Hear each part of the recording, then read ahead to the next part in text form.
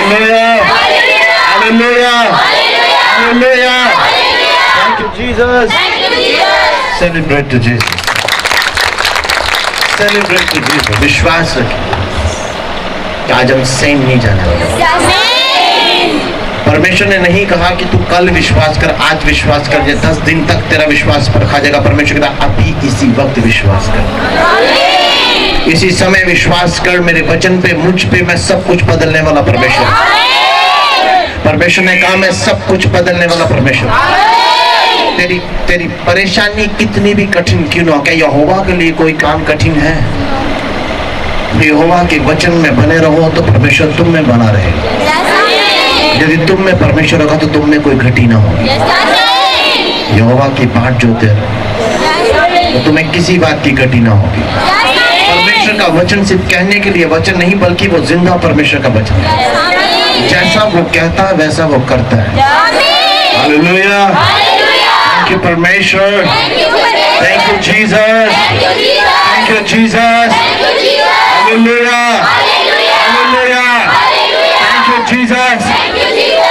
बिना विश्वास के ना बैठना, विश्वास के साथ बैठना कि मैं वापस अपने घर वैसे नहीं जाऊंगी, जाऊंगा मैं जैसा आया हूं। मैं अपनी बीमारी यहीं छोड़ के जाने वाला हूं और मैं नया होके अपने घर जाने वाला हूं। परमेश्वर तुम्हें शांति दे। Hallelujah. Thank you Jesus. Hallelujah. बैठ जाए। कुछ लोग मुझे पूछते हैं कि सर पापा जी हर संडे नया वचन, हर संडे नई बातें। मैं कहा परमेश्वर ने कहा था तुम नया बल प्राप्त करोगे। हालेलुया। वचन सुनाने वाला मैं कौन हूँ यदि परमेश्वर का आत्मा प्रकट ना करे? समझ आ रहा है? मेरी कोई तैयारी नहीं होती, मैंने सुनाना क्या, यहाँ आके बाइबल देखता हूँ, प्रभु बताओ क्या बताओ, किस चीज की लोड है तेरी पे डालू सुनाने प्रभु, मैं खुद देख के जाऊंगा। किस चीज, किस घास से ये भेड़ें तृप्त होंगी प्रभु मुझे बता दे। कौन सा पानी चाहिए भेड़ों को? आप जब अपने घरों से टूट कर आते हैं, अपनी बीमारों से टूट कर आते हैं, आपके दिल छीदे पड़े होते हैं, तब परमेश्वर वही पट्टी लगाएगा, वही मनब लगाएगा। समझ आ रहा है कितना को? जिसकी आंखें हैं वो देख ले, जिसके कान है वो सुन रहे कि परमेश्वर का आत्मा उनसे क्या कहता है। Thank you Jesus. कितने लोग अब्राहम को जानते हैं? अब्राहम। हालेलुया। अब मुझे खुशी होती है बहुत सारे लोग खुदा के नबियों को जानने लगे, खुदा को जानने लगे। समझ रहे हैं? उस टाइम पे जो नबी होते थे वो बड़े बड़े कपड़े पहनते थे। आजकल के नबी फटी हुई जीन्स भी पहनते। उनके कपड़ों को मत देखना। मैं भी चोगा पहन के आ जाऊंगा कल को, आप भी मुझे कहोगे बाबा जी। समझ आ रहे हैं? इसलिए मैं स्टाइल में रहता हूँ। क्यों? ताकि तुम जानो मैं और तुम एक जैसे। समझ आ रहा है? समझ आ रहा है? पौलुस ने अपने कपड़े फाड़ दिए थे, कहते देखो तुम में और मुझ में कोई फर्क नहीं, अगर तुम्हारे कपड़े फटे तो मेरे भी कपड़े फटे हुए, मैं तुम्हारी ही तरह हूं। समझ आ रहा है? अब उन्होंने जीन्स पहनी, मैंने भी जीन्स पहनी, उन्होंने शर्ट पहनी प्रिंट वाली, कितनों ने प्रिंट वाली, मैंने भी प्रिंट वाली पहनी। कोई डिफरेंस नहीं है। डिफरेंस रखो किस चीज का? परमेश्वर के सामने। हालेलुया। कपड़ों से इंसान नहीं पहचाना जाता, उसकी आत्मा से उसे पहचाना जाता है। यदि तुम्हें आत्मा की परख नहीं तो मुश्किल हो जाएगा परमेश्वर के राज्य को पहचानना। आपको पता है परमेश्वर ये भी कहते हैं, परमेश्वर यीशु मसीह ये भी कहते हैं कि जिसके पास पवित्र आत्मा नहीं वो मुझे यीशु मसीह नहीं कह सकता, मेरे वचन को नहीं सुना सकता, मेरी बातें नहीं कर सकता। अगर तुम्हारे पास पवित्र आत्मा नहीं है तो हम प्रार्थना भी नहीं कर सकते। कितना मेरी बात समझ आ रही है? मेरी भेड़ों को परमेश्वर कहा कि अच्छा से खिलाओ, नहीं हो जा बुरा नहीं हो, पेट भर के खिला के भेजो, ताकि जब दूसरी बार बात तो खाली हाथ ना है। अगर आपकी कमर में दर्द है, अगर आप कहते हैं मेरी कमर दर्द चंकी हो चुकी, तो उसके बाद आपको दर्द चंकी दिखेगी, पहले नहीं दिखेगी। परमेश्वर अपने स्टाइल से, अपने सिस्टम से, अपनी व्यवस्था से, अपनी कानून से काम करता है। कैसे काम करता है? वो नहीं कहेगा तुम रो चिल्लाओ पीटो जितना मर्जी। परमेश्वर अपने सिस्टम से बाहर होकर प्रार्थना नहीं करता। आप यकीन ना मानो, मैं पूरी रात प्रार्थना में रहा और सुबह तक मुझे कोई तसल्ली नहीं थी। प्रार्थना करने के बाद मैं परेशान था। सुबह के 5 बज चुके, मैं एक बार भी वॉशरूम नहीं गया, और जब मैं गया तो मेरी वाइफ को भी पता लग गया कि मैं उठा हूं, क्योंकि मेरी टांगों में होश नहीं थी। मैं बजता टूटता हुआ गया, मेरी टांगे कहां बज रही मुझे होश नहीं थी। क्योंकि मैं 4-5 घंटे से ऐसे ही था। मैं मजबूर कर रहा था प्रभु के पास, प्रभु कल की मीटिंग में आप ब्लेसिंग दे, लेकिन यकीन मारे कुछ नहीं हुआ। मेरा मन वैसा ही था। और एक समय ऐसा है, मैंने फिर बेचैन हो के मैंने किसी से बात नहीं की, मैंने डायरेक्ट फिर प्रार्थना में बैठ गया। मैं प्रभु सुबह उठते देन फिर से प्रार्थना में बैठ गया। और आपको पता है, जब तक प्रार्थना परमेश्वर सुन ना ले तब तक प्रार्थना नहीं है, याद रखना। कुछ लोग प्रार्थना शुरू करते हैं, हालेलुया प्रभु तेरा धन्यवाद करते हैं, हम स्तुति करते हैं। आपको पता है, मैं चर्च में किसी को भी बोल सकता हूँ तू वह करो, पर क्यों नहीं बोलता? क्योंकि व्यवस्था मुझे ऐसे करने की आज्ञा नहीं देती।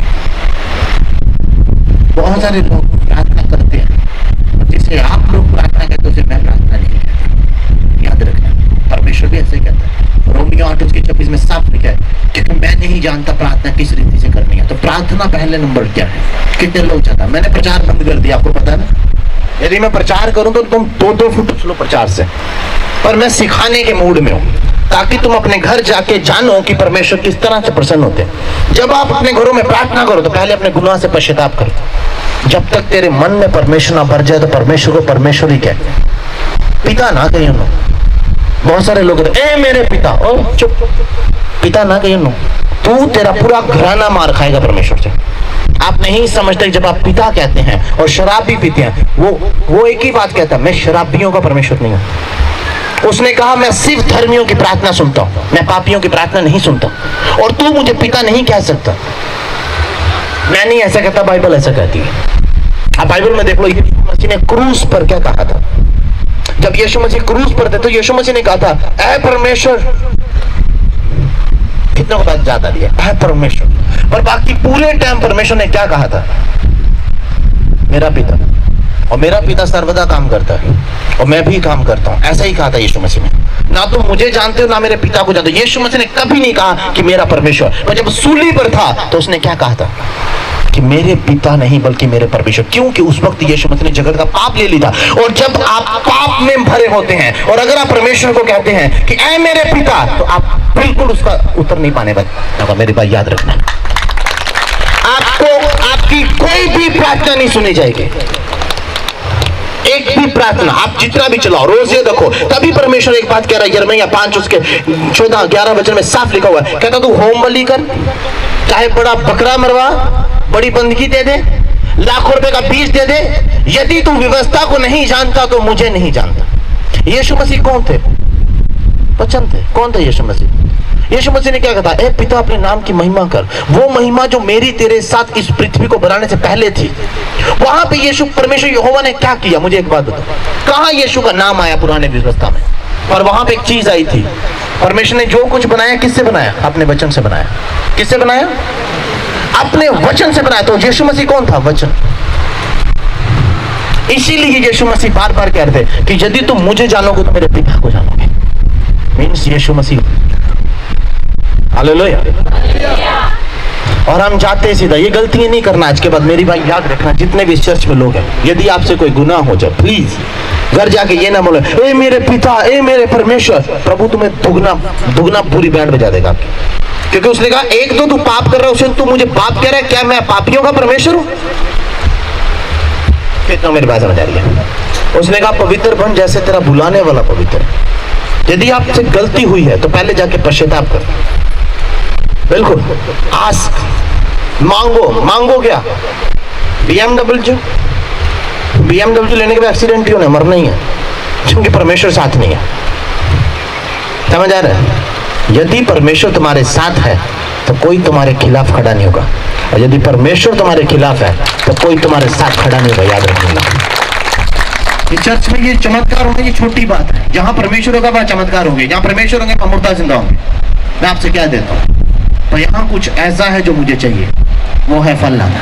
यदि फल नहीं है तो बांझ है, और बांझ परमेश्वर को खुश नहीं कर सकते।